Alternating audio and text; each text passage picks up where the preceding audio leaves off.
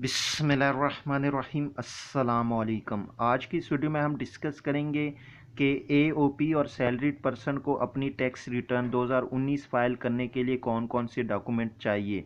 तो ये हमारे पास कंप्लीट लिस्ट है जिसमें हमारे पास income tax return, wealth statement और पर्सनल एक्सपेंसेस से रिलेटेड जितने भी डॉक्यूमेंट चाहिए वो सारे के सारे इस लिस्ट में डिटेल के साथ लिखे हुए हैं।